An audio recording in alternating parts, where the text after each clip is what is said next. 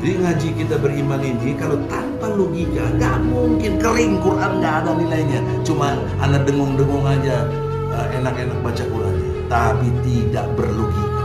Auzubillahi minasyaitonirrajim. Bismillahirrahmanirrahim. Asyhadu an la ilaha illallah wa asyhadu anna Muhammadar Rasulullah. Allahumma shalli ala sayyidina Muhammad wa ala alihi sayyidina Muhammad. Irhamna, irhamna, irhamna ya Jal Jalali wal Ikram. Assalamualaikum warahmatullahi wabarakatuh. Waalaikumsalam. Kali ini tetap bersama Daeng Wahidin Salidi Egi Sujana Master. Ya, insya Allah bisa menjadi manfaat bagi yang mau memanfaatkan, bisa berguna bagi yang mau menggunakan, bisa menjadi kebaikan bagi yang mau menjadikan kebaikan. Dalam kesempatan ini kita menyahut current event saja ya, yang banyak hal terjadi. Yang menarik adalah peristiwa ribuan tahun lalu, bahkan sebelum Masehi, yang digambarkan dalam Al-Quran tentunya. Cerita tentang Nabi Adam, Nabi Nuh, Nabi Idris, Nabi Ibrahim, Zakaria, Ishak itu sebelumnya ya, Ismail, sampai kepada Nabi Yusuf dan Nabi Musa serta Nabi Isa, dan akhirnya kepada Nabi Muhammad. Ini peristiwa-peristiwa yang dalam kelompok pemahaman berpikir namanya uswah. Jadi kita tempatkan uswah. Ada Al-Quran, ada hadis, ada uswah. Uswah dari para nabi, artinya tidak cuma Nabi Muhammad gitu. Ada nabi-nabi lain, kakek uyutnya dari Nabi Muhammad sampai kepada Nabi Adam. Saudara-saudara, peristiwa sejarah yang berlalu itu tercover dengan baik atau adaptasi yang sempurna secara Quran cuma 7 kalimat atau istilahnya 7 kata yang berulang-ulang dari surat Al-Fatihah. A'udzubillahi minasyaitonirrajim. Bismillahirrahmanirrahim. Alhamdulillahi rabbil alamin. Ar-Rahmanirrahim. Maliki yaumiddin. Iyyaka na'budu wa iyyaka nasta'in. Ihdinas siratal mustaqim. Siratal ladzina an'amta 'alaihim ghairil maghdubi 'alaihim waladdallin.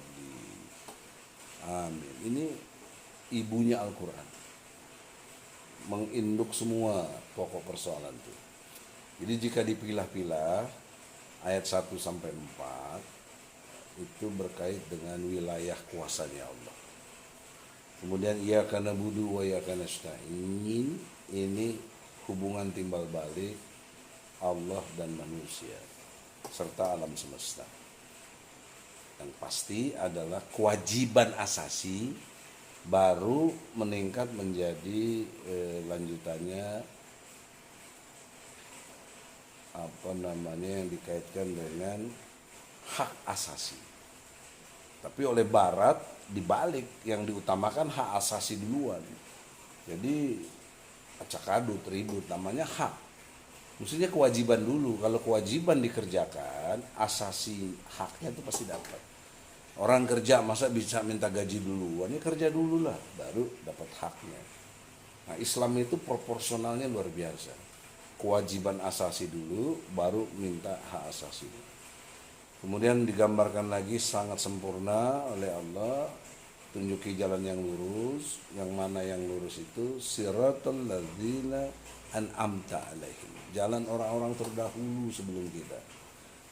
Pengertian terdahulu perspektif keilmuannya namanya historis atau histori atau sejarah, tarikh gitu dalam Islam. Jadi sejarah kemanusiaan, sejarah alam semesta, sejarah segala totalitas alam semesta ini ada dalam perspektif dilakukan oleh orang-orang terdahulu. Kemudian ending darinya kehidupan ini semua untuk supaya kita tidak masuk dalam gerombolan atau kelompok atau komunitas atau satu generasi yang zolim lagi sesat. Kita minta ditunjuki jalannya yang lurus, yaitu jalan lurus itu namanya jalan Islam.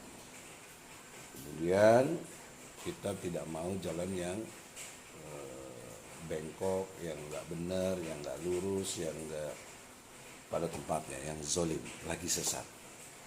Nah, pakai otak kita, pakai pikiran kita yang intelektual. Tidak ada pendekatan yang sehebat Al-Quran. Karena logika yang terkandung di dalamnya itu muatan yang masa lalu, yang belum kita tahu dulu, kemudian yang sampai hari ini, dan akan datang itu udah tercover, sudah betul-betul terada di dalam pengertian yang disampaikan oleh Al-Quran itu. Dan sekaligus sebagai pembeda, bayangkan, sekaligus sebagai pembeda. Kalau kita berandai-andai nggak ada Al-Quran, bagaimana kalian menentukan baik buruk, halal haram, jalan yang benar, jalan yang tidak benar? Nggak bisa, nggak ada patokannya. Al-Quran yang memberikan batasan-batasan sampai kepada kehidupan privasi, perkawinan. Bisa-bisa anak sama ibu kawin, dan itu terjadi Oedipus dulu, juga incest dengan adik kakak kawin. Karena nggak ada batasannya untuk hukum yang benar dalam perkawinan bagaimana. Turunan berikutnya lagi harta warisan. Ya. Kemarin kita di YouTube baru lihat orang yang kena COVID meninggal, tapi dia punya harta banyak, suruh minta dibagi-bagi di New York City. Tuh. Kan ngaco, nggak punya panduan yang benar bagaimana harta warisannya. Kalau Islam sangat detail, sangat rinci dalam surat An-Nisa ayat 11 dan 12. Itu gambaran saja ya, supaya nanti bisa dipelajari masing-masing. Nah, oleh karena itu di dalam konteks perjalanan sejarah bangsa ini, baik Indonesia maupun internasional, itu kategorinya Allah sangat sederhana membagi manusia itu golongan kanan dan golongan kiri dengan identifikasi yang sangat jelas. Golongan kanan itu yang beriman. Nah, yang beriman apa? Lihat aja di Quran, banyak sekali identifikasi orang beriman. Golongan kiri yang mana? Yang tidak beriman plus munafik. Itu golongan kiri. Ada dalam surat Al-Balad, surat Al-Balad surat 90 ayat 17, 18, 19, 20. Nah, gambaran umum ini bagi kita orang-orang yang diberikan akal sehat, atau lebih tepat saya akal benar. Ya, akal sehat udah banyak yang pakai, akal baik juga ada lah. Akal benar belum? Ya. Karena akal itu kaitannya dengan kebenaran. Ya.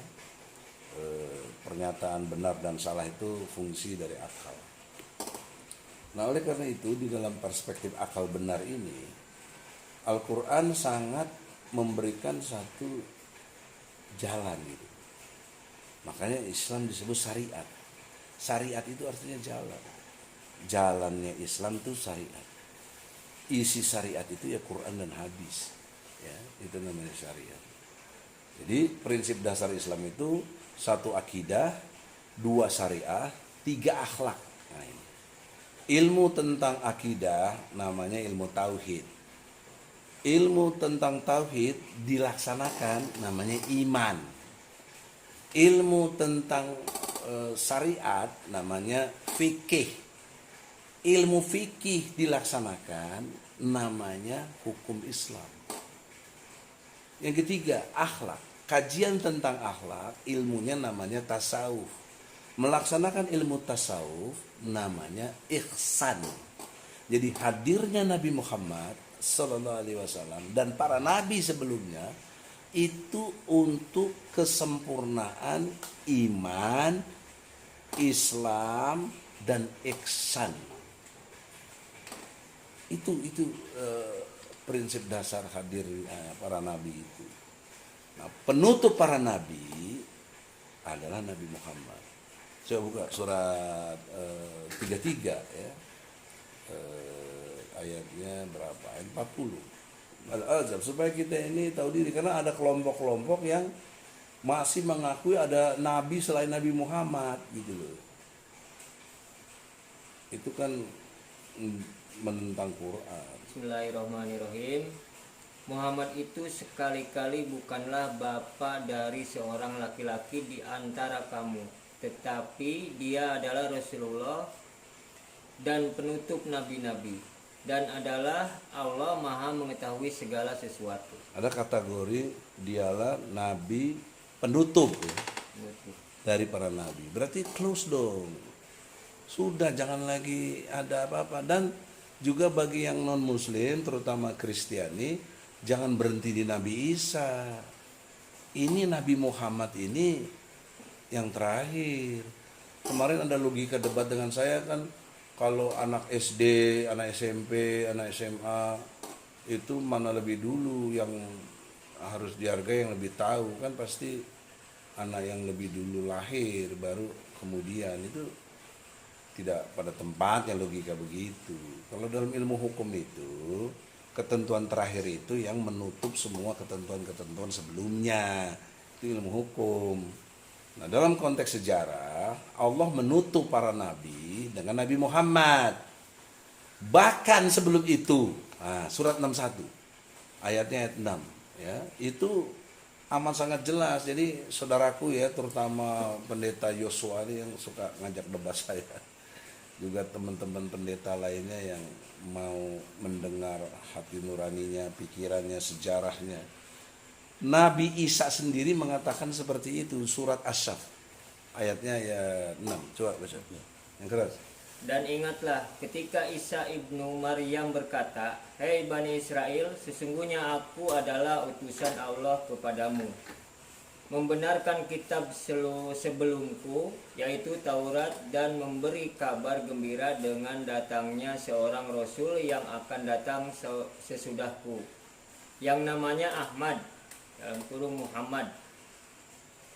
Ya, jadi yang namanya Ahmad atau Muhammad itu sudah diberi kabar oleh Allah kepada Nabi Isa. Kemudian Nabi Isa sendiri memberitahu kepada jamaatnya waktu itu, atau jemaahnya, atau yang mengikutinya, itu diberitahu nanti ini akan ada. Masa hidup Nabi Isa dengan Nabi Muhammad kurang lebih 600 tahun. Tetapi secara keluarga ini sepupuan. Nabi Isa dari Ishak, ya, keturunannya. Nabi Muhammad dari Ismail. Ismail dan Ishak ini adik kakak. Jaraknya 13 tahun. Jadi oleh karena itu satu bapak namanya Ibrahim. Orang mereka di sana sebutnya Abraham. Yang jelas dalam perspektif Islam, Ibrahim inilah bapaknya tauhid, yang mengajarkan seluruh para nabi ini adanya pada keturunannya Ibrahim gitu. Itu sejarah yang tidak bisa dinafikan. Oleh karena itu, poin-poin penting tentang sejarah yang berisikan ajaran Islam ini sudah saya sampaikan tadi, akidah, syariah, akhlak. Nah, kemudian aplikasi. Aplikasinya itu Al-Baqarah ayat 218. Jadi Islam itu punya aplikasi yang sangat terukur, sistematis ya. Sebelumnya objektif tentunya. Osjubedilah. Objektif, sistematis, toleran, jujur, benar, adil. Ya. Surat kedua ayat 218. Sesungguhnya orang-orang yang beriman, orang-orang yang berhijrah dan berjihad di jalan Allah, mereka itu mengharapkan rahmat Allah, dan Allah Maha mengampuni lagi Maha penyayang. Nah, jadi rahmat Allah dalam perspektif kehidupan kita itu ditandai dengan 3 proses.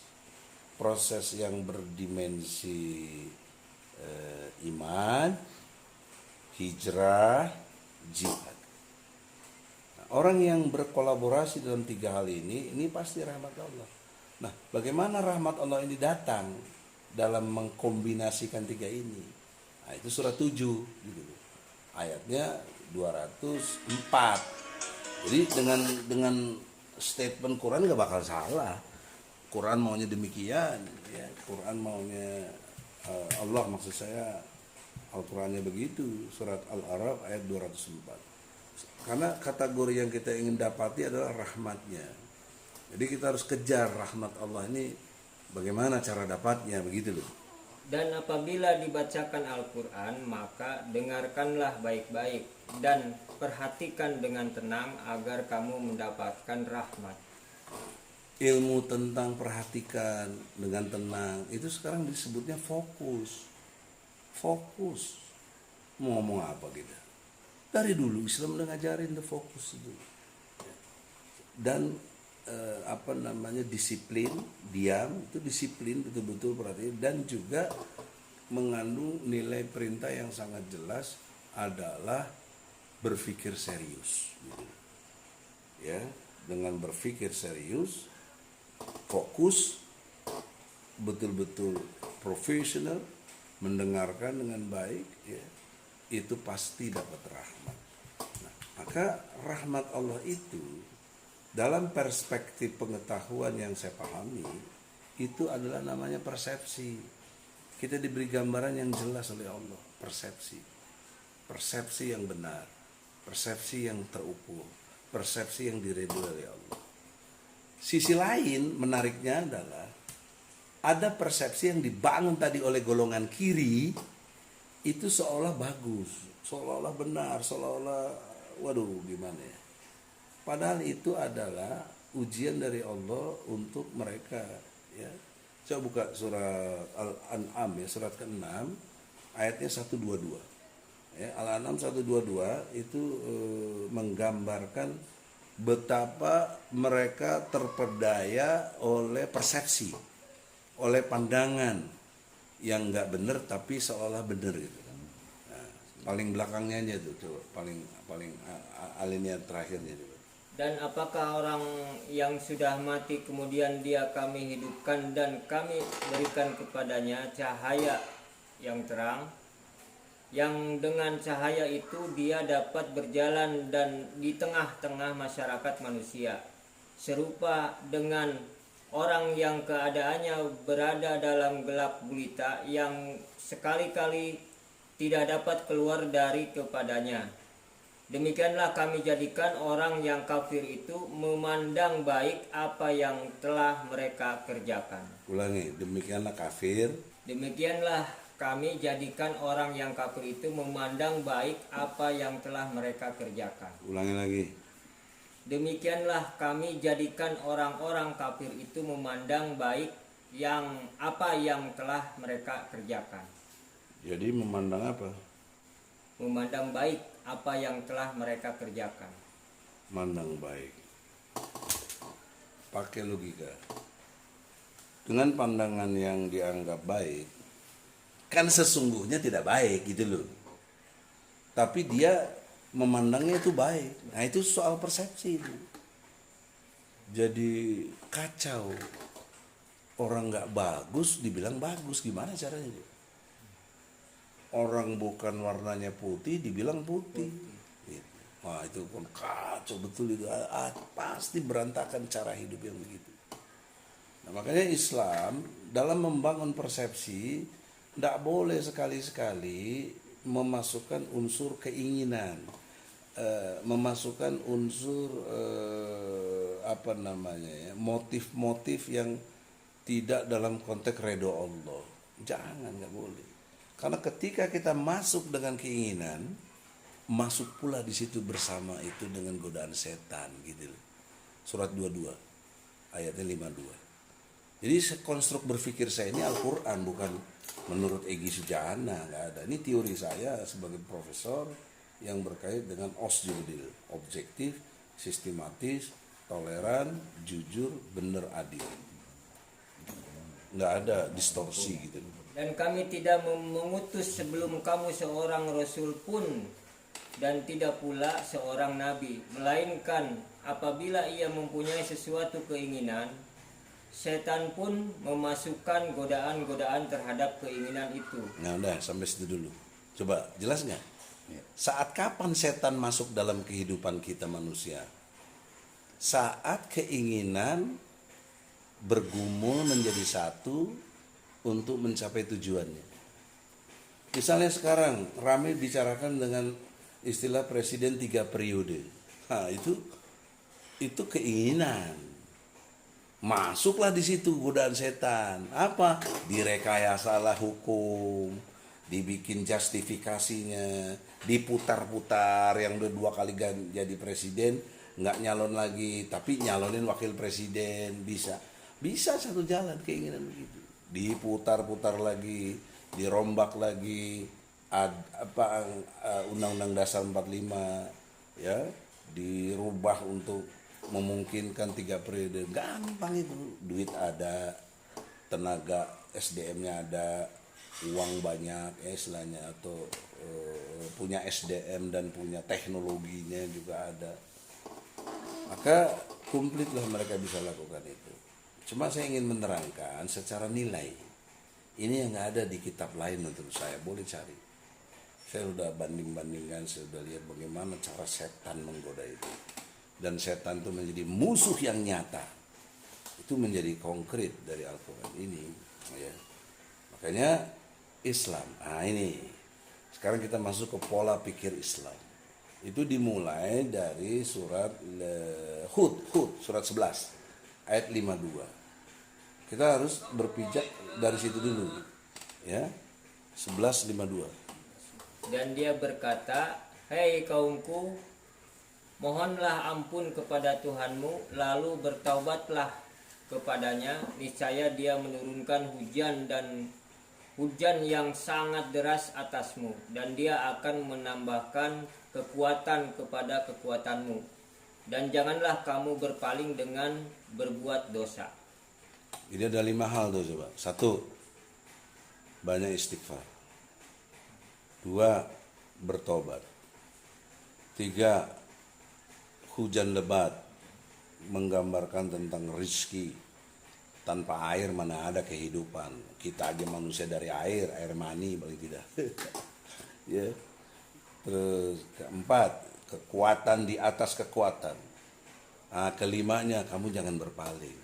Nah, ini mekanisme hidup yang jalin berkelindan menjadi satu yang nggak bisa dilompat-lompati gitu loh. Ini namanya sekuensial, berurutan gitu loh. Ya, maka kita mulailah dengan banyak istighfar. Dengar. Ya, astagfirullah, astagfirullahaladzim, astagfirullahaladzim, astagfirullahaladzim. Nah, itu dibiasakan buat kita. Seminimal mungkin kita harus terlalu banyak istighfar. Kemudian meningkat, bertobat. Nah, bertobat di sini mengakui, menyesali perbuatan yang dulu, dan kedua tidak mengulangi, dan yang ketiga mengganti dengan amal-amalan yang baik.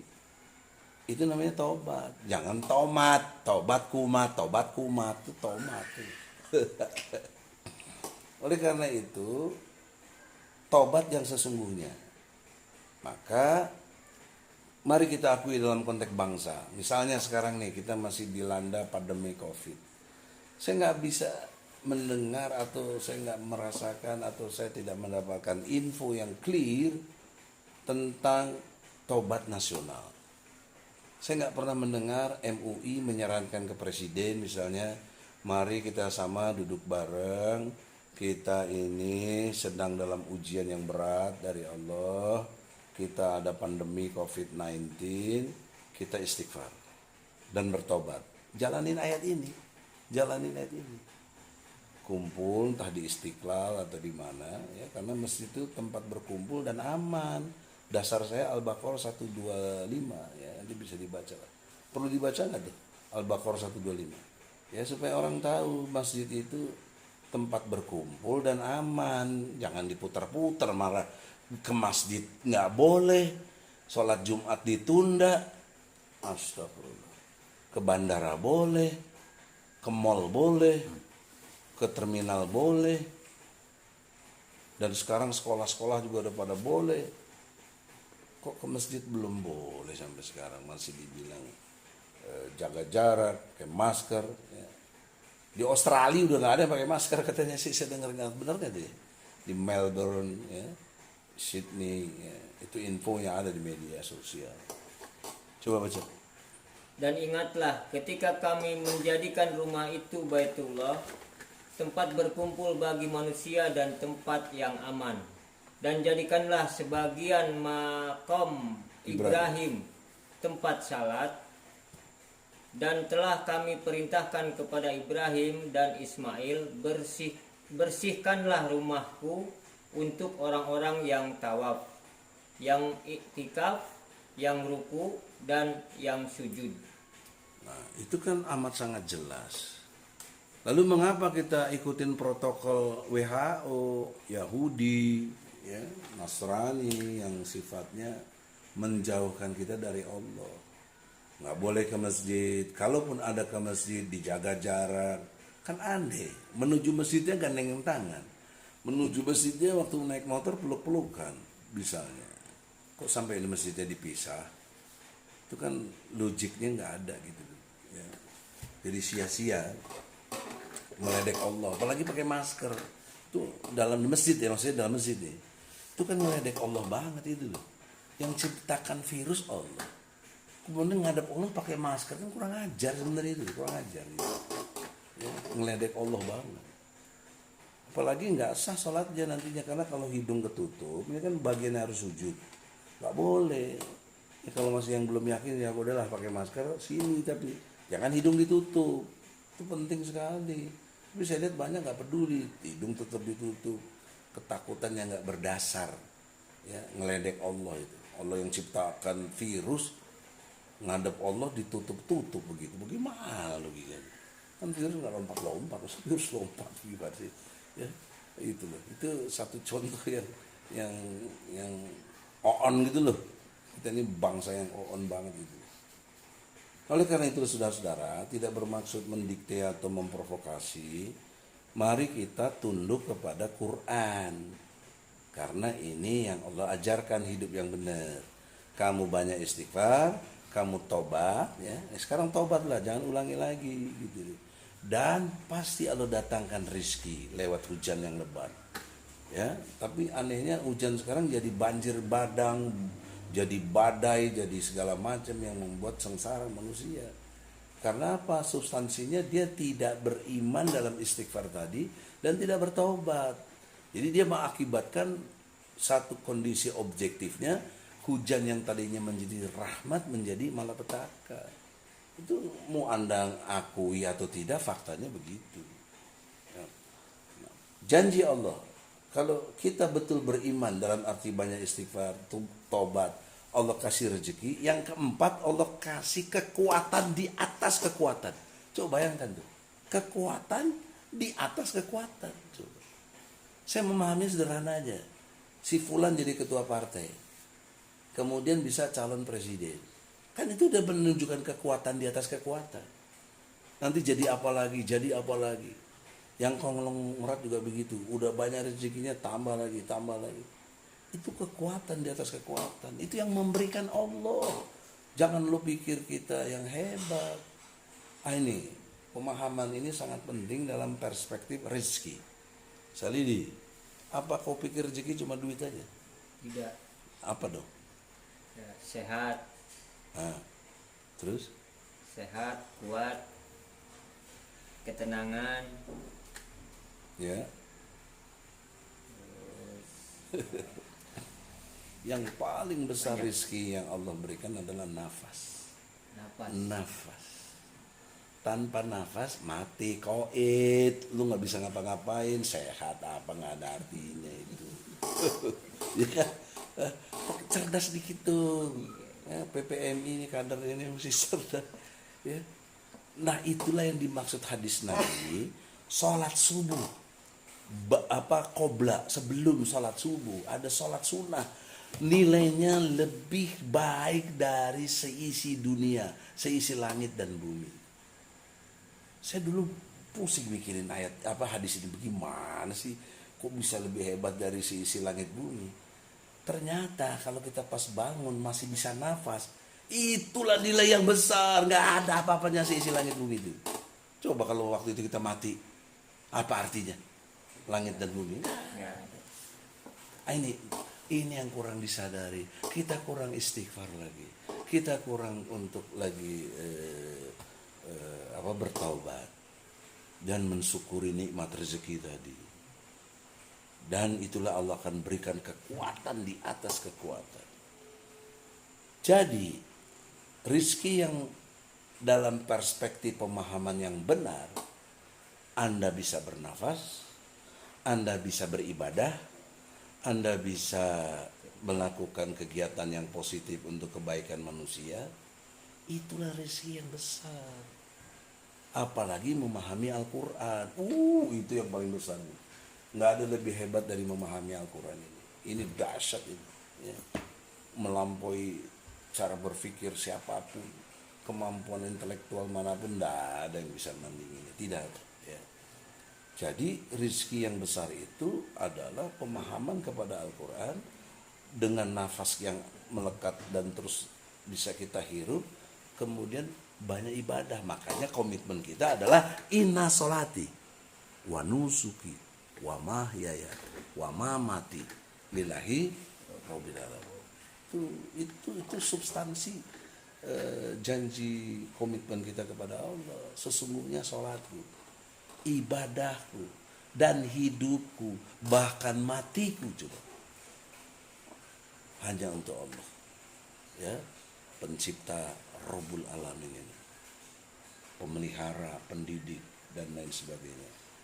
Jadi kalau orang yang nggak sampai ke sini ilmunya, nggak mungkin mensyukuri nikmat Allah.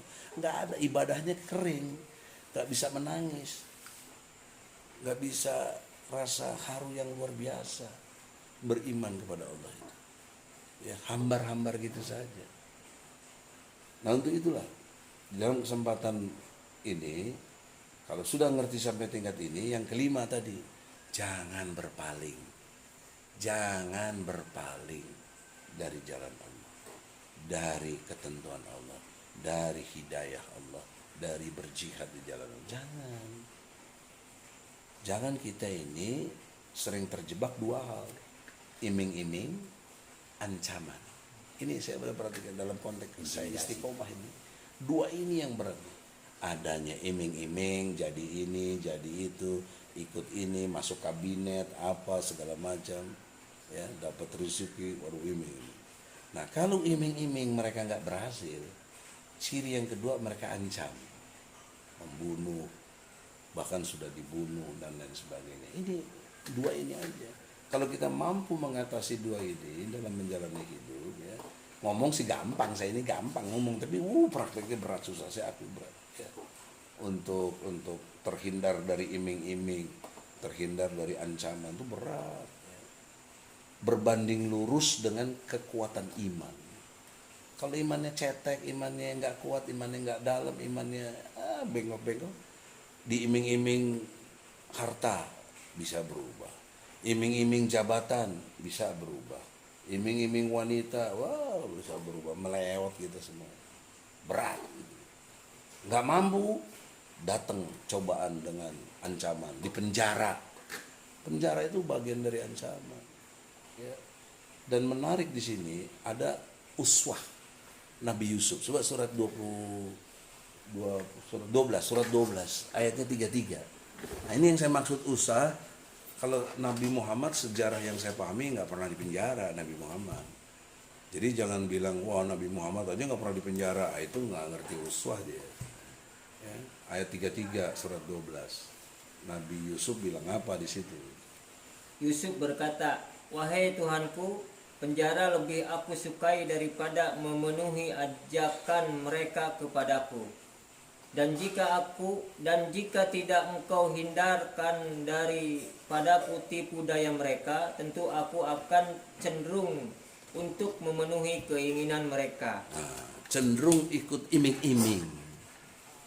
Nabi itu, kelas Nabi Yusuf, orang paling ganteng sedunia tuh, nggak ada yang ngalahin dahsyatnya Nabi Yusuf itu. Maka dia lebih milih di penjara. Nah, saya berpikir keras di sini, bagaimana bisa ada orang berpandangan seperti Nabi Yusuf ini? Penjara itu kan nggak enak, saya udah pernah ngalamin, nggak enak. Apalagi kamarnya 1x3 cuma, WC di situ, tikus keluar dari situ, mengerikan, nggak enak. Tapi itu lebih disukai gitu. Padahal tawarannya apa? Julaiha, waduh, satu apa namanya jahe, janda heran. Dia belum janda waktu itu, masih luar biasa itu, istrinya apa raja setempat lah ya, untuk itu dia lebih milih di penjara. Bayangkan kita, jangankan ditawarin, kita kan kelas kucing garong main tomprok gitu mereka. Nauzubillah min dzalik. Itu maksud saya. Ya, banyak kali kucing garong gini. Ya, dasar kucing garong gitu. Ya. Ikan di mana enggak tahu main tomprok aja. Ya, di lemari dikorek-korek gitu. Ya Allah, nauzubillah min dzalik. Ya Allah, ampuni dosaku ya Allah. Ya Rahman ya Rahim. Nah, jadi oleh karena itu saudara-saudara, saya bicara tentang fakta-fakta yang sifatnya faktual, bukan ngarang. Karena kita ngalami sendiri, itulah makanya awal jangan sekali-kali keinginan kita itu diterobos oleh keinginan setan. Itulah sebabnya kita selalu berkata, a'udzubillahi minasyaitonir rajim. Itu jadi saya mengerti, begini maksudnya Allah, luar biasa, hebat sekali. A'udzubillahi minasyaitonir rajim. A'udzubillahi minasyaitonirrajim. Enggak bisa dia masuk. Nah, masuknya itu tadi sudah dikasih lewat keinginan. Nah, kalau keinginannya sudah kena, terprovokasi, membuat persepsi gitu tadi. Makanya pandangannya jadi yang nggak benar jadi bagus tadi kan. Nah, itu substansinya yang enggak. Jadi saya pikir saya punya ponakan ahli psikolog ya, psikolog yang luar biasa, dia ngerti ya, S2 udah ngerti. Itu nggak bisa lepas dari nilai Quran kalau dia mau bicara tentang bagaimana kejiwaan manusia. Ada teori Lombroso namanya. Lombroso itu yang mengeluarkan teori lihat dari penampilan, muka, rahangnya kalau begini gede gitu segala macam, ya, itu punya kecenderungan yang kriminal. Nah, itu mah nggak ada ininya kalau bicara Quran ya. Jauh sebelum si Lombroso hidup kan Quran sudah bicara. Nah, saya kasih contoh sederhana aja. Kenapa muka kamu begini? Lu majakku kenapa begitu lu? Nggak ada yang bisa jawab. Nggak ada yang bisa. Dengan hormat juga pernah saya ngomong sama Rocky Gerung, sahabat saya, yang selalu berpikir akal sehat. Apa akal sehatnya untuk menjawab tentang muka lu seperti ini? Gue begini, lu begitu, kenapa? Nggak ada yang bisa jawab. Nah, itu ada di surat Ali Imran ayat 6. Ya, supaya kita ini tahu diri. Kenapa muka kita begini ini? Allah yang Maha Kuasa yang menciptakannya, yang membuat kita betul-betul menjadikan satu kondisi yang mestinya ibadah kepada Allah karena tahu diri kita yang ciptakan itu Allah. Saya baca. Dialah yang membentuk kamu dalam rahim sebagaimana dikehendakinya. Tak ada Tuhan yang berhak disembah melainkan Dia yang Maha Perkasa lagi Maha Bijaksana. Ya, jadi pertanyaan seriusnya, Siapa yang menciptakan bentuk muka kita jadi begini? Allah. Oh, jangan lambat dong jawabnya. Allah. Berarti Allah yang menentukan, yang maha tahu. Betul? Betul. Sementara kita tadi ditanya tidak tahu. Maka kita harus tahu diri, mau diberitahu oleh yang maha Tahu. tahu. Siapa namanya? Allah. Nah, kemudian lanjutannya Allah bagaimana memproses wajah jadi seperti ini. Itu di surat 23 coba bos. Ayat 12, 13, 14, 15. Sampailah jadinya kita manusia. Ini pertanyaan seriusnya, ini abad keberapa Al-Quran udah ada begini gitu, informasi ini. Dan abad keberapa kedokteran itu munculnya sebagai keilmuan. Jauh setelah Al-Quran. Jadi informasi tentang kedokteran dan lain sebagainya itu Quran yang mendahulunya. Artinya Allah yang beritahu, karena nggak ada yang bisa yang ngasih tahu, nggak ada yang maha tahu. Coba baca. Kemudian kami jadikan saripati itu air mani yang disimpan dalam tempat yang kokoh, dalam kurung rahim. Kemudian air mani itu kami jadikan segumpal darah, lalu segumpal darah itu kami jadikan segumpal daging, dan segumpal daging itu kami jadikan tulang belulang.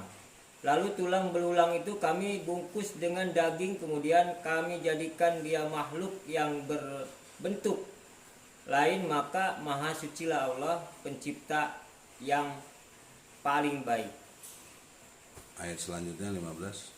Kemudian sesudah itu sesungguhnya kamu sekalian benar-benar akan mati. Nah, karena itu harus diyakini dan dipahami dengan baik bahwa sistem penjelas yang terperinci ini, inilah Al-Quran. Ini kan rinci bos, rinci sekali, jelas, detil-detil, segumpal darah, segumpal daging, tulang belulang, sampai akhirnya kamu mati. Nggak ada manusia yang nggak mati. Ini penting kesadaran ini supaya konsep tahu diri itu ada. Hidup kita ini ujung ceritanya tadi sudah saya sebut, inna sholati wa nusuki wa mahyaya wa mamati lillahi rabbil alamin. Oleh karena itulah pada kesempatan yang berbahagia ini, episode-episode dalam konteks saya berbicara di YouTube kan ini atau jadi apalah, ambillah sari yang mendasarnya adalah kesadaran diri bahwa kita ini diciptakan oleh Allah. Dan Allah menciptakan kita untuk wa ma khalaqtul jinna wal insa illa liya'budun. Jadi tidaklah Allah menciptakan jin dan manusia kecuali untuk ibadah kepadanya. Nah, caranya yang 5 tadi. Nah, kemudian kalau yang 5 tadi saya ulangi, 1 istighfar, 2 tobat, 3 terima rezeki dengan konsep syukur, 4 kekuatan, bisa politik juga, kekuatan di atas kekuatan. 5 tadi jangan berpaling. Nah, kalau 5 ini dikonsep dengan baik, kemudian aplikasinya di surat 47 ayat 19. Ini tahapan berikutnya. Tadi kan mentalitas sebelum kita action. Sebelum kita action itu 5 ini. Mentalitas namanya, prepare. Kemudian pelaksanaannya surat Muhammad, surat 47 ayat 19. Ketahuilah bahwa sesungguhnya tidak ada ilah sesembahan Selain Allah. Tuhan selain Allah, dan mohonlah ampunan bagi dosamu dan bagi dosa orang-orang mukmin, laki-laki dan perempuan, dan Allah mengetahui tempat kamu berusaha dan tempat kamu tinggal. Pertanyaan menariknya, Daeng juga semuanya, apa hubungannya tauhid la ilaha illallah dengan tempat tinggal, dengan tempat usaha? Karena orang hidup butuh, kebutuhan mendasar itu adalah tempat tinggal dan pekerjaan yang layak. Objektif ya, mau Hindu, mau Buddha, mau Kristen, mau Islam, di seluruh dunia dalam konteks pergaulan, dua hal ini nggak ditanyakan pasti. Sehingga makin memperjelas Al-Quran ini terperinci. Ayat Iya. berapa itu bang? Terperinci dan sempurna. Di ayat berapa? Surat 6 ayatnya 114 115 gitu deh. Kesempurnaan dan keperincian Quran ini amat sangat jelas. Nanti saya terangkan filosofisnya yang mendasar. Ayat berapa? 6 Ayat 6. 114 115. Itu saya kritik bagi orang yang sok-sok jangan nafsirin Quran, jangan ini, jangan itu katanya. Terus saya dikritik juga main gampang aja metode Quran begini begono. Saya ngikutin Quran ini terperinci. Maka patutlah aku mencari hakim selain daripada Allah, padahal dialah yang telah menurunkan kitab Al-Quran kepadamu dengan terperinci. Ulangi lagi, dengan terperinci. Maka patutlah aku mencari hakim selain daripada Allah, Salah. padahal Patutkah aku? Maksudnya pantas nggak gue ini ngambil Tuhan selain Allah, hakim yang menentukan jalan hidup itu. Padahal dialah yang telah menurunkan kitab Al-Quran kepadamu dengan terperinci.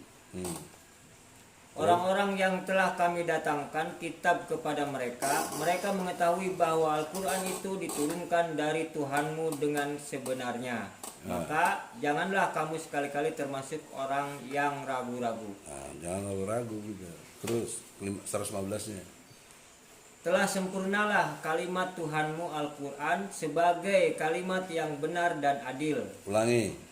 Telah sempurnalah kalimat Tuhanmu Al-Quran sebagai kalimat yang benar dan adil. Ulangi sekali lagi.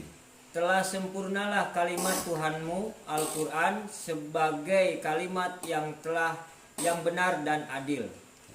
Tidak ada yang dapat berubah-ubah kalimat-kalimatnya, dan dialah yang maha mendengar lagi maha mengetahui. Jadi terperinci dan sempurna. Jadi orang mau logika apa kalau saya pakai logika Quran? Jadi objektif, sistematis, toleransi. Nah, di situ jujur bener adilnya ada gitu. Objektif, sistematis, toleran, jujur bener adil. Inilah sumber nilai teori yang saya bangun dari dasarnya Quran.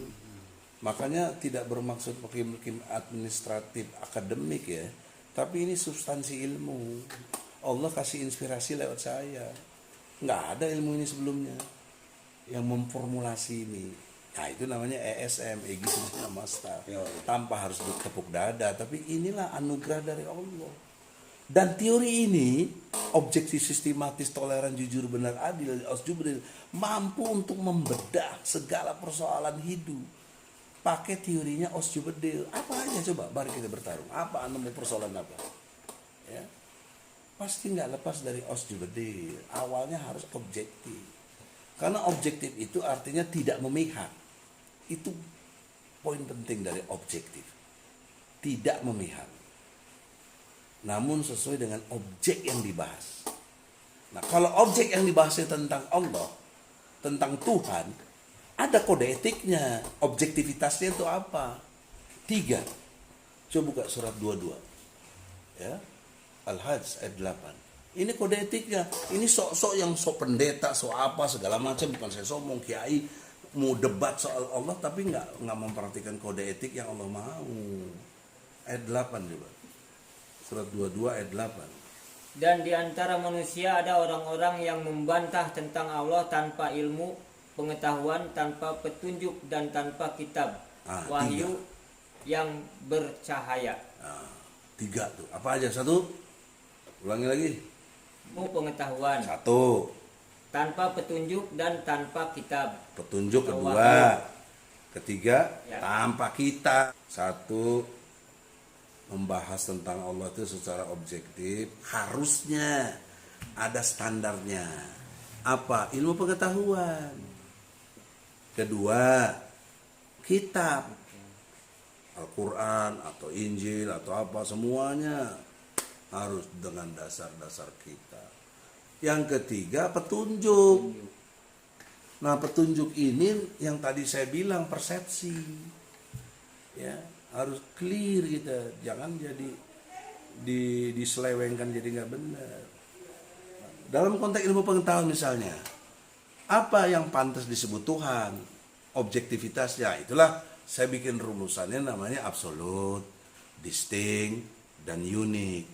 Ini saya udah dapat dari tahun 79 teori ini. Saya harus akui istilahnya yang instruktur di HMI itu namanya Tony Ardi.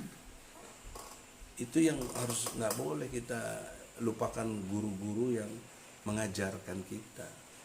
Sekarang saya ajarin lagi yang ke lain, juga Daeng nanti ajarin lagi yang lain, nggak boleh. Referensi itu harus kuat. Cuma pengembangannya saya sendiri, nggak ada. Osjubedil ini saya sendiri. Justru Daeng ikut ngikutin bagaimana bisa lahirnya Osjubedil itu. Nah, itu contoh absolut, distinct, unik. Ini ilmu pengetahuan. Absolut itu totalitas, tak terbatas, tak tertandingi, tak terkalahkan. Itu absolut, mutlak. Kalau dia sudah mutlak sesuatu itu, maka dia menjadi distinct, tidak seperti sesuatu. Laisa kami selihi sayun, nggak ada yang bisa menyamai. Masa Tuhan gondrong, nggak mau masuk yang botak gimana? Kan jadi aneh gitu. Ya. Jadi kita harus objektif gitu. Ya, jangan subjektif. Karena dia perusak, tangannya jadi banyak, dibikin ciptain patung-patung. Nah, itu subjektif sekali gitu. Nah, ini pengetahuan namanya. Ya. Kemudian kalau dia sudah distinct, maka pasti dia unik. Unik itu tunggal, esa. Jadi nggak bisa dibagi. Kalau satu masih bisa dibagi, setengah sama setengah kan kalau digabung jadi satu. Dia enggak, tunggal, satu-satunya. Jadi absolut, distinct, unik. Saya singkat menjadi teori adu. Teori adu ini untuk memberikan ilmu pengetahuan siapa yang pantas jadi Tuhan. Klaim dari ajaran Islam, la ilaha illallah. Nggak ada Tuhan selain Allah. Nah, pertanyaan seriusnya, agama lain apa? Mana konsep Tuhannya? Nggak ada, tidak bermaksud saya menyindir apalagi menghina-hina agama lain, tidak. Berdasarkan ilmu pengetahuan, tidak ada konsep Tuhan yang memenuhi kriteria absolut, distinct, unik. Ulangi. Absolut, distinct, unik. Adu. Adu. Apa tadi? Absolut, distinct, unik. Kamu murid yang harus cerdas ya, ngikutin terus sama saya. Kalau nggak cerdas, aduh, suntik mati aja lah. Capek ngajarin ya, jangan banyak yang TBC guru-guru ini. Ya oleh karena itu, dalam konteks teori ilmu pengetahuan, ini objektif. Siapa aja boleh bandingkan dengan konsep Tuhannya masing-masing di agama yang diyakini. Nah kalau ternyata nggak absolut, nggak distinct, nggak unik, yang aku dong toleran gitu loh,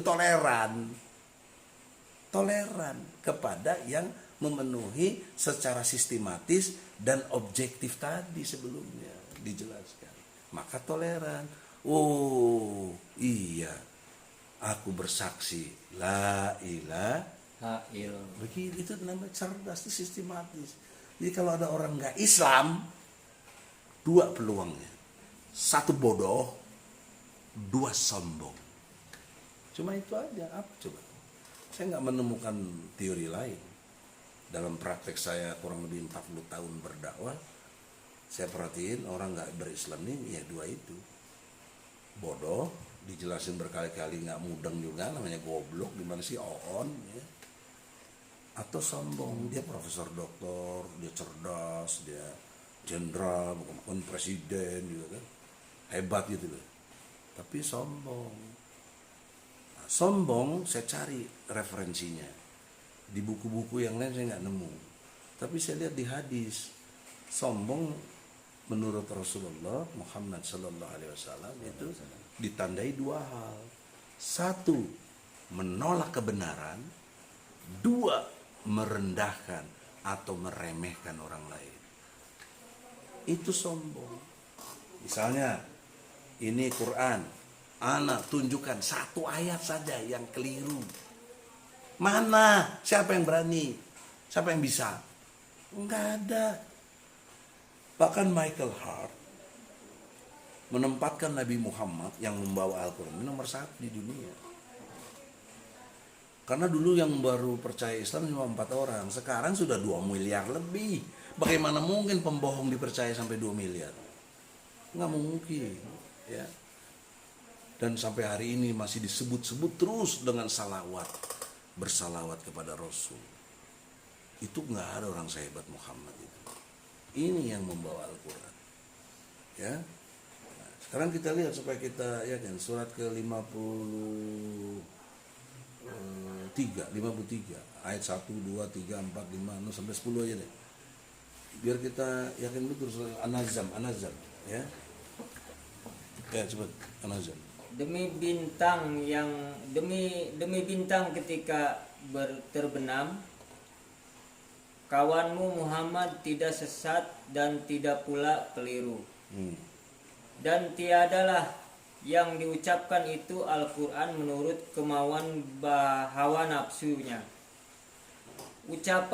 Ucapannya itu tiada lain hanyalah wahyu yang diwahyukan kepadanya, yang diajarkan kepadanya oleh Jibril yang sangat kuat, yang mempunyai akal yang cerdas. Dan Jibril itu menampakkan diri dengan rupa yang asli, sedang dia berada di ufuk yang tinggi. Kemudian dia mendekat lalu bertambah dekat lagi.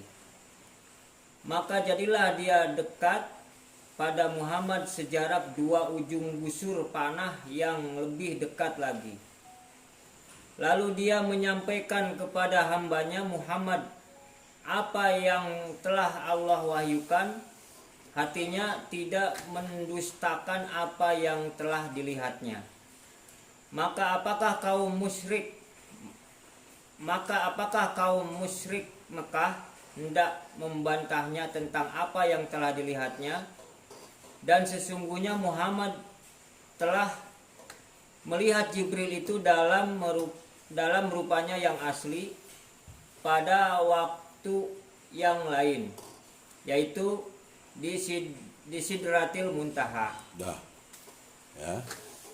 Ini proses bagaimana Al-Quran disampaikan kepada Nabi Muhammad oleh Allah melalui Jibril.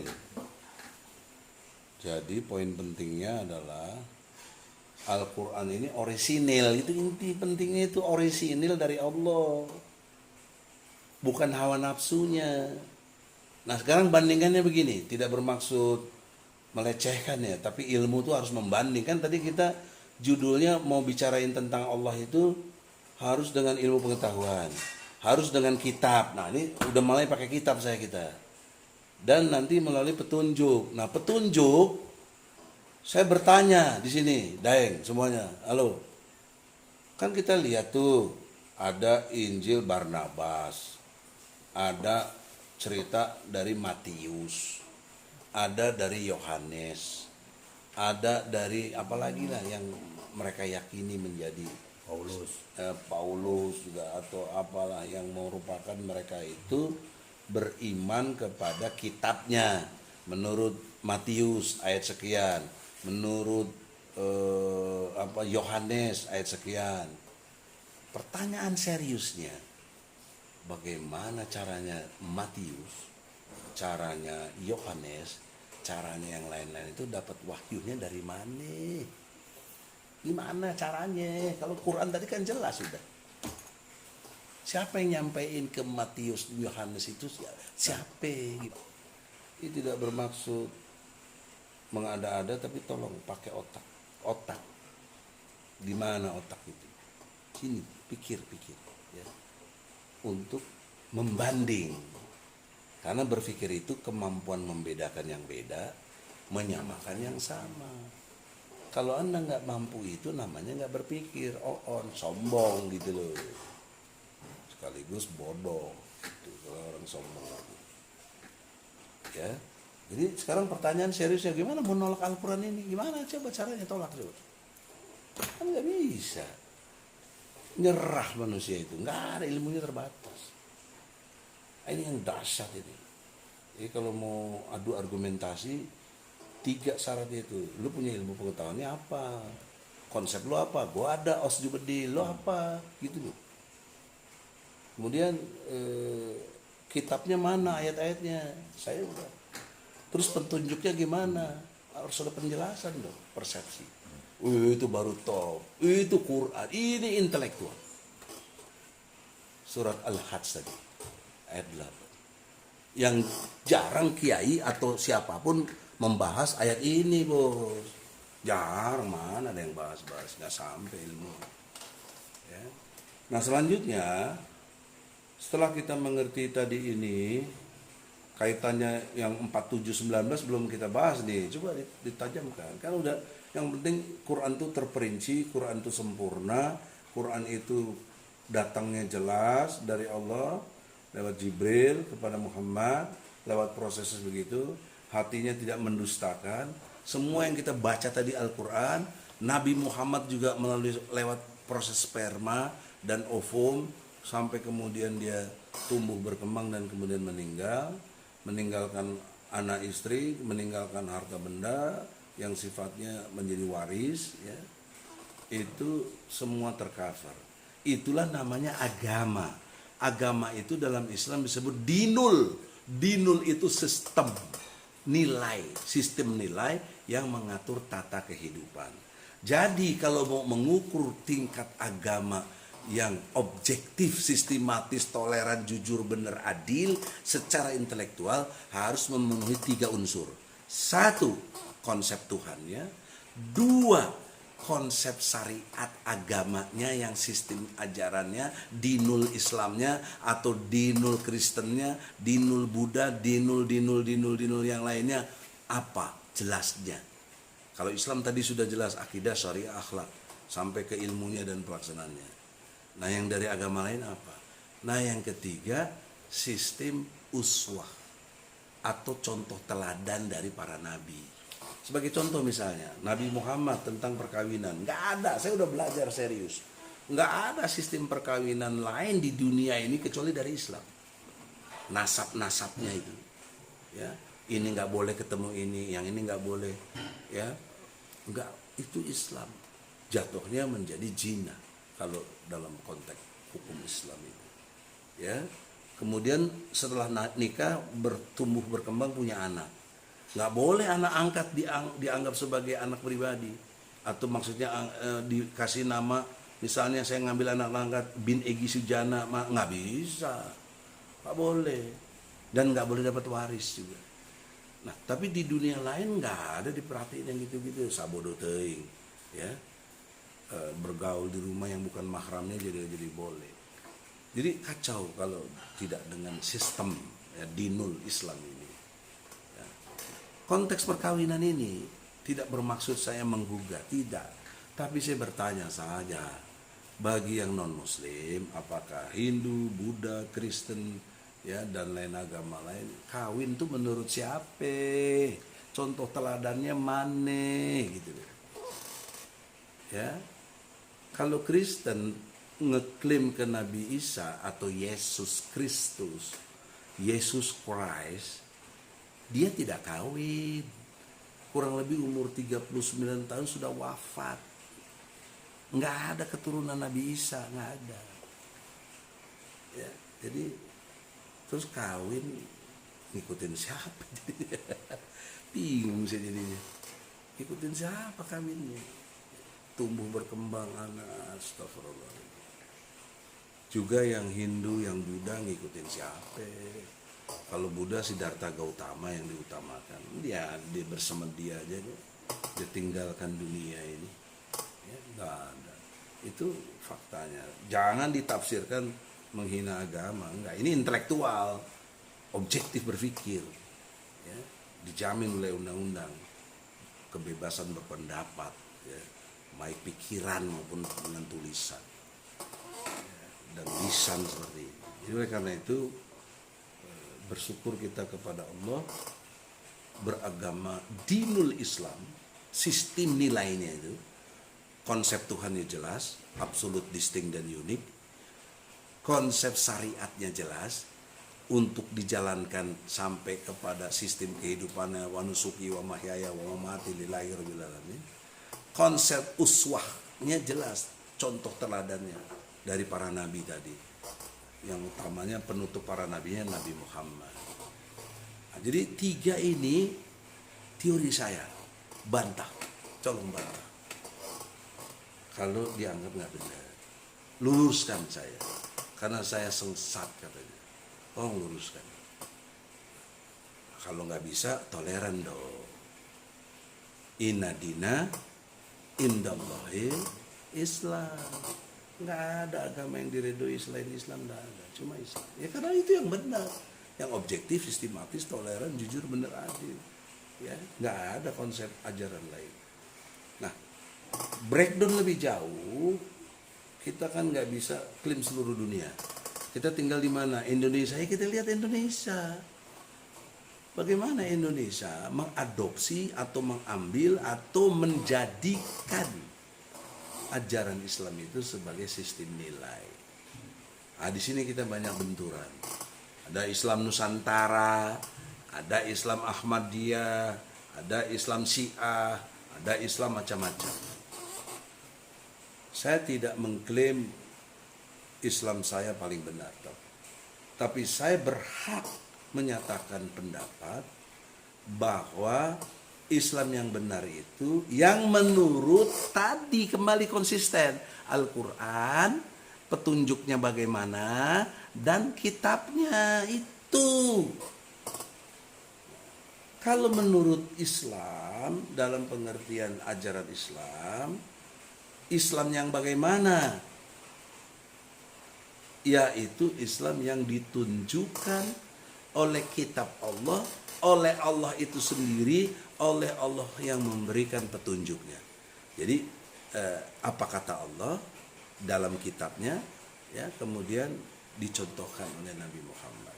Itu surat Al-Baqarah ayat 177. Jadi kita nggak usah berdebat, nggak usah terus menyala-nyalakan Islam A, Islam B, Islam C, apalagi terpilah-pilah NU, Muhammadiyah, Persis, Al-Irsyad segala macam. Nggak benar, itu organisasi, bukan nilai Islam yang dalam konteks agama atau dinul Islam. Dinul Islam itu Al-Baqarah 177. Coba baca. Bukanlah menghadapkan wajahmu ke arah timur dan barat itu suatu kebajikan, akan tetapi sesungguhnya kebajikan itu ialah beriman kepada Allah, hari kemudian malaikat-malaikat, kitab-kitab, nabi-nabi, dan memberikan harta yang dicintainya kepada kerabatnya, anak-anak yatim, orang-orang miskin, musafir yang memerlukan pertolongan, dan orang-orang yang meminta-minta, dan memerdekakan hamba sahaya, mendirikan salat dan menunaikan zakat, dan orang-orang yang menempati janjinya apabila ia berjanji, dan orang-orang yang sabar dalam kesempitan, penderitaan, dan dalam peperangan. Mereka itulah orang-orang yang benar imannya, dan mereka itulah orang-orang yang bertakwa. Ulangi lagi yang terakhir aja. Orang-orang yang benar. Mereka itulah orang-orang yang benar Ya, itu imannya. aja saya masuk ulangi. Itulah orang-orang yang Benar. ulangi. Itulah orang-orang yang Benar imannya. dan mereka itulah orang-orang yang bertakwa. nah, itu dinul Islam itu aja. Kenapa kita jadi ribut, pecah-pecah mazhab ini, mazhab B, mazhab C? Aduh, nauzubillah. Nah, karomah malam ini saya pikir tidak bermaksud saya mengklaim. Siapa yang bisa bantah ayat ini? Ulama mana yang mau bantah alamat ini? Ya nggak bener lah. Kalaupun dibantah, kok Quran dibantah? Bagaimana? Sami'na wa ata'na tadi kalau mau dapat rahmat. Nah, kalau sudah ngerti ini, sudah Islam memeras lagi menjadi 2. Nah, itu di surat Al-Kahfi, surat 18, ayat 110. Jadi dalam menjalani yang tadi itu, Allah simpulkan dengan sangat sederhana, dengan 2 kata saja. Maksudnya 2 kategori. Apa kategori yang pertama, apa kategori yang kedua? Diterangkan di surat ke-18. Surat Al-Kahfi ayatnya 110. Ya. Sehingga kita memahami dinul Islam ini simpel, nggak rumit-rumit, nggak pakai jadi terjebak-jebak. Saya bertaruh secara intelektual. Kalau agama selain non Islam, banyak sekali ininya, aliran-alirannya, ya.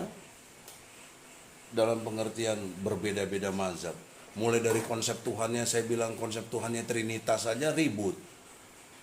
Ada yang gua nggak Trinitas, gua Tuhan lah, gimana? Ya kenapa dulu nggak dibantah yang Trinitas, kan heran itu. Coba aja.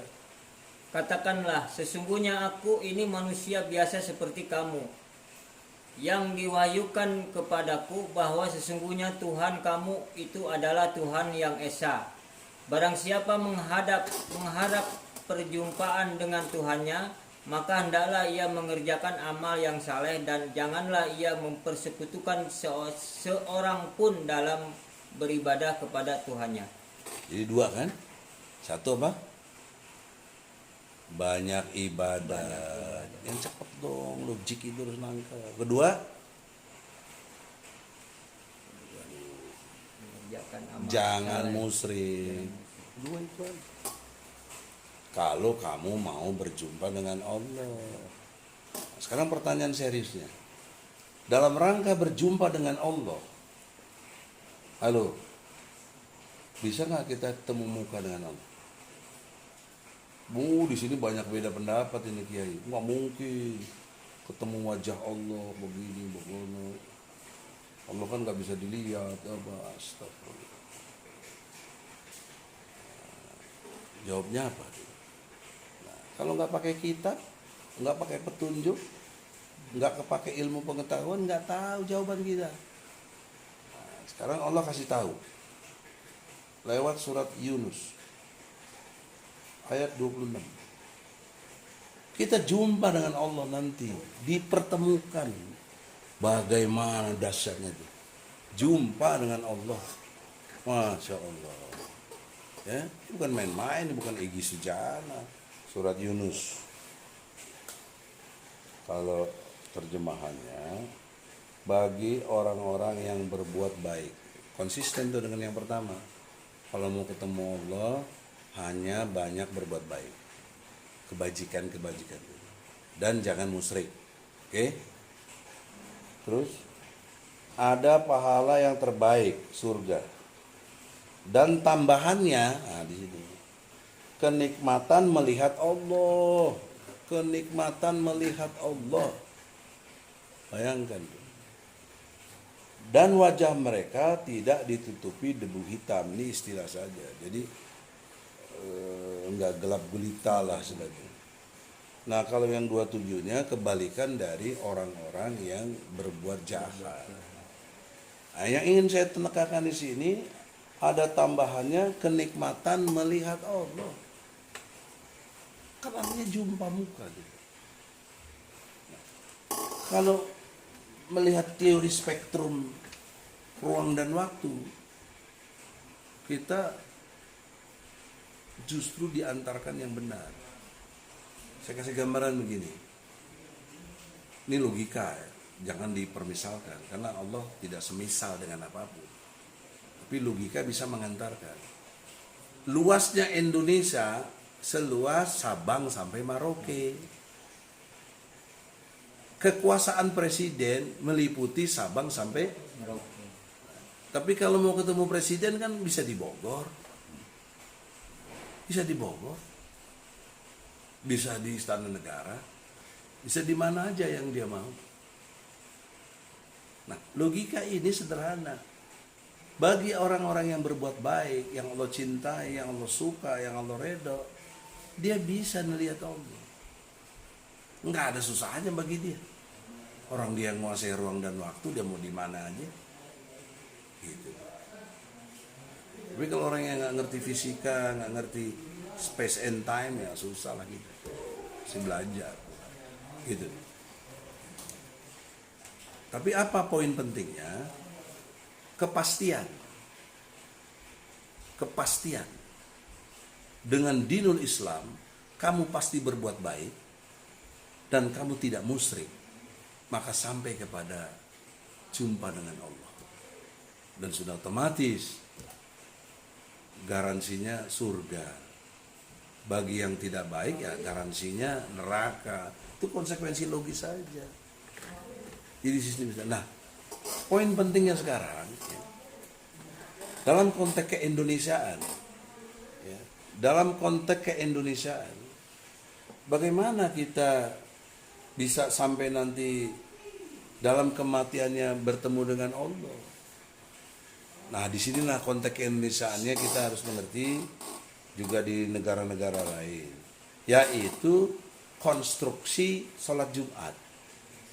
Kenapa saya ambil dari sholat Jumat? Karena dari sholat Jumat Allah mengingatkan melalui Rasulnya Muhammad, yang kemudian diikuti oleh kita, oleh para ulama dalam mensyiarkan Islam, yaitu ya ayyuhalladzina amanu ittaqullah haqqa tuqatih wala tamutuna illa wa antum muslimun. Itu mesti dibaca oleh khotib. Jadi rukun Jumat. Kalau ini tidak dibaca, pernah Menteri Agama dulu waktu si Fahru Roji nggak baca, ya sholat Jumatnya tidak diperkenankan, dalam arti nggak sah dong orang rukun Jumat nggak dibaca. Hai orang beriman, taatlah pada Allah, takwalah kepada Allah, dan jangan mati katanya, melainkan dalam keadaan takwa. Nah, hubungannya tadi kita mati ketemu sama Allah.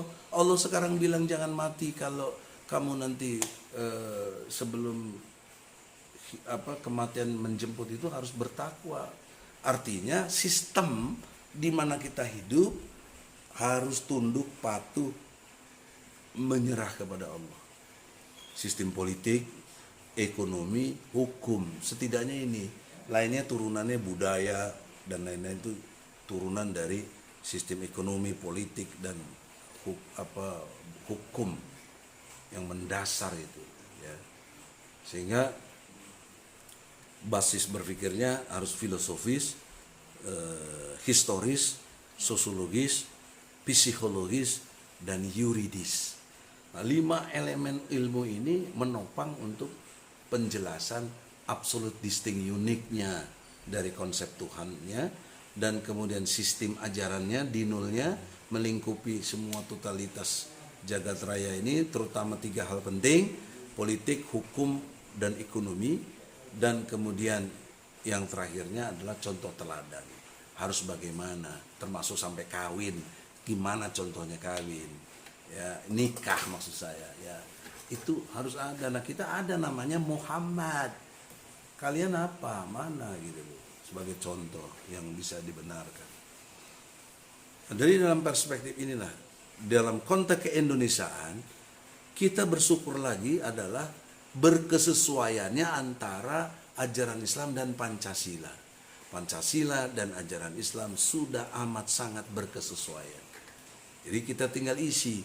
Maka statement pentingnya adalah Pancasila ansih. Saya ulangi, Pancasila ansih maksudnya saja, tanpa ada libatkan ajaran Islam, maka tidak akan bisa jalan ideologi Pancasila. Digaransi secara intelektual. Saya mengerti ilmu ideologi, ya. Maka ajaran Islam harus melengkapi, menjadi kesesuaiannya dengan Pancasila. Tanpa itu tidak bisa, ya. Bagaimana mau menjalankan ketuhanan yang Maha Esa tanpa konsep la ilaha illallah Muhammad Rasulullah? Nggak bisa, mesti ada ini. Bagaimana menjalankan kemanusiaan yang adil dan beradab tanpa nilai-nilai Quran dan hadis? Nggak bisa. Nggak ada ukurannya mau manusia beradab atau tidak tanpa Al-Quran, ya.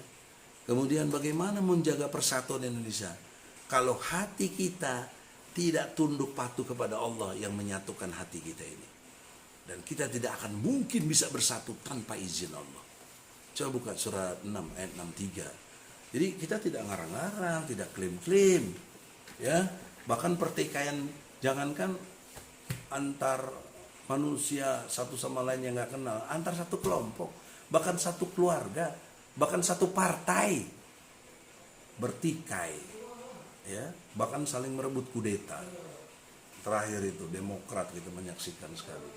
Zab dalam pengertian bencana dari langit, dari atasmu, kan bisa macam-macam, hujan lebat, bisa petir, bisa geotermalnya, panas bumi, bisa sinar matahari yang sangat terik, yang panas sekali misalnya.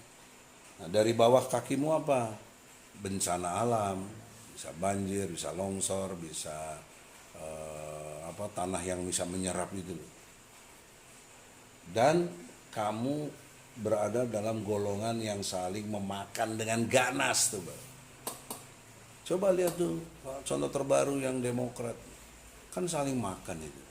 Padahal dulu Muldoko kita semua tahu anak buahnya SBY, nggak peduli dia sikat, maka jadilah begitu. Saya dengar terakhir katanya yang diakui AHY ya, sekolah jadi jalannya benar. Nah, yang saya maksud lebih fokus hati kita ini tadi itu loh. Itu ada di surat 8 ayatnya 63. Nah, jadi hikmahnya ada aja, Al-Quran tuh nggak ada yang salah, istilahnya tinggal penempatan berpikir kitanya pas apa enggak. Surat 8 ayat 63. Ini baca nggak? Itu.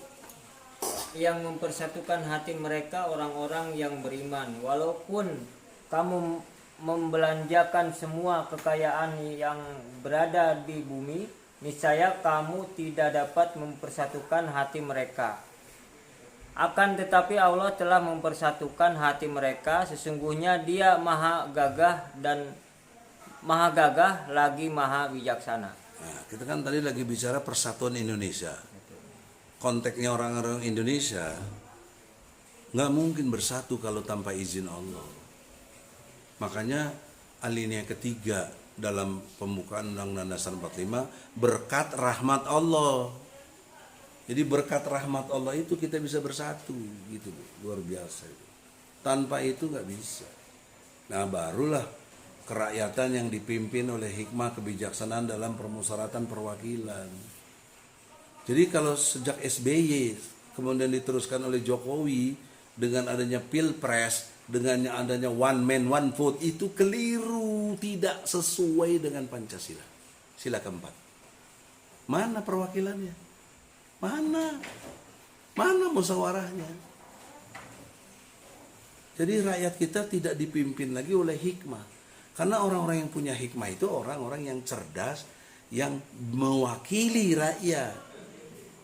Karena kita pakai sistem perwakilan. Itu yang benar. Jadi sejak reformasi kalau diklaim udah 23 tahun, kita sesat menurut Pancasila. Tidak sesuai dengan sila keempat Pancasila. Tidak sesuai.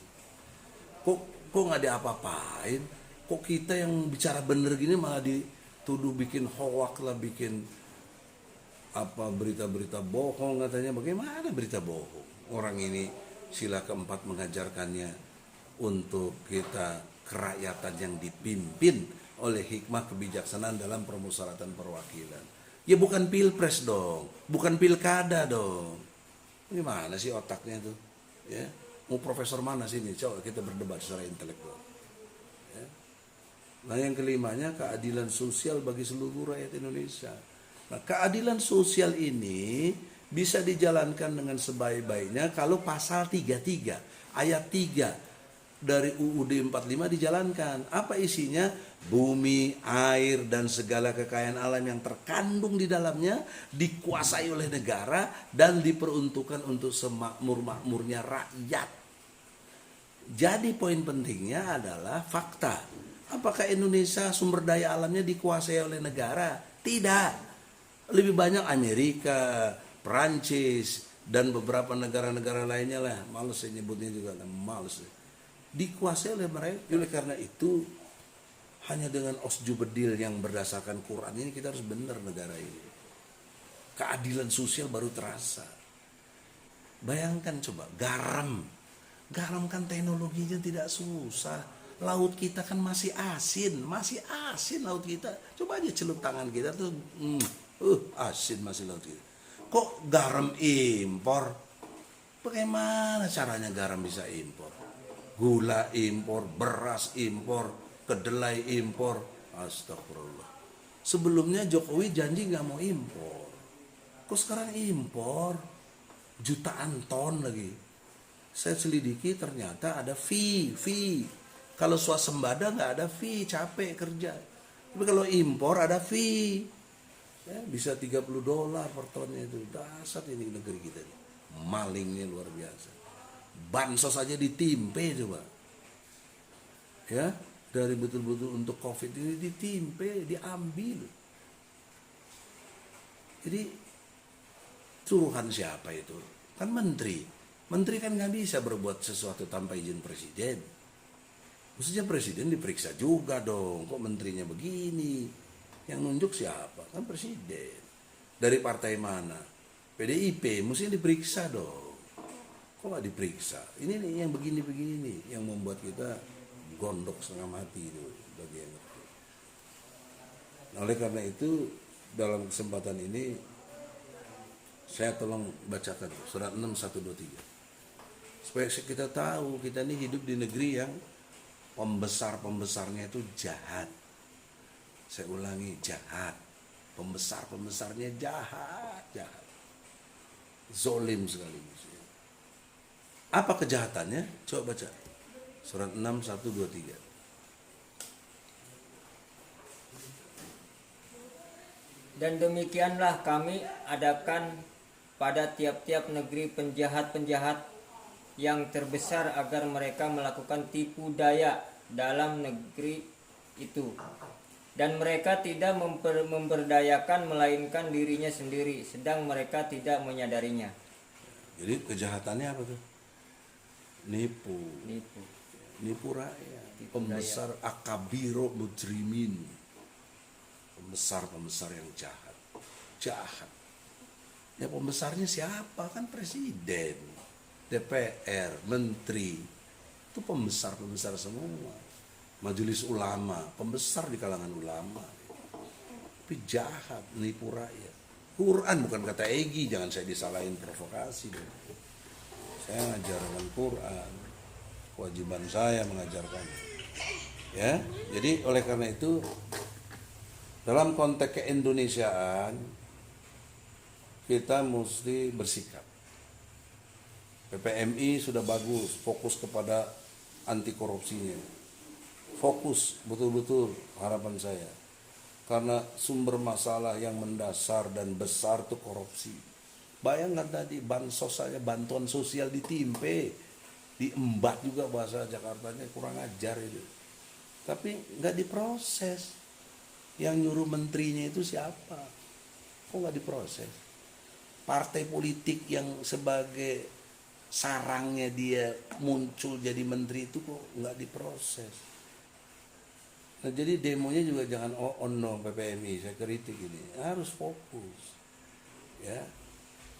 Dalam konteks BPJS, dudukin BPJS.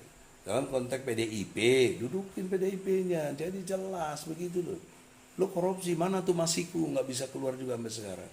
Mana tuh menteri si batu bara itu, Juliardi itu, menteri sosial. Bongkar dong, nggak mungkin dia sendirian, nggak mungkin. Ini teori hukum, nggak mungkin. Korupsi itu sendiri tuh nggak bisa. Korupsi itu harus ada koneksitas, nggak bisa, itu teori. Makanya ada supervisi juga. Nah ini yang nggak dibongkar. Ya, KPK juga pasti takut kalau udah dengar presiden.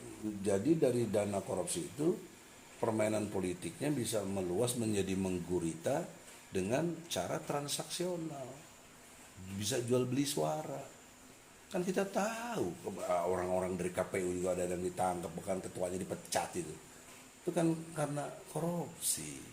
400 juta aja ditimpe, apalagi waktu pilpres pasti miliaran itu. Tapi malah saya yang di penjara karena saya bilang people power. Itu kan nggak objektif itu. Nah, kita sudahilah itu. Kita betul-betul fokus merubah keadaan Indonesia ini ke arah yang lebih baik. Tanpa dendam, tanpa apa, tapi tegakkan hukum. Nah, hukum dalam perspektif penegakannya itu kita harus menempatkan diri. Jangan ambil hakim selain Allah. Jangan. Maksud hakim selain Allah ya jangan sumber nilai Quran ini nggak dianggap, jangan. Harus dianggap. Coba surat 4 ayat 59. Ya. Ini harus, kalau ada masalah kita beda pendapat harus kembali kepada Quran. Kita harus taat pada Allah dan Rasul, kemudian Al-Quran dan hadis Nabi Muhammad. Kalau ada masalah kita berdebat, berdiskusi, bermusyawarah. Di situ menentukannya. Hei orang-orang yang beriman, taatilah Allah dan taatilah Rasulnya. Dan ulil amri Minkum. Dan ulil amri antara kamu.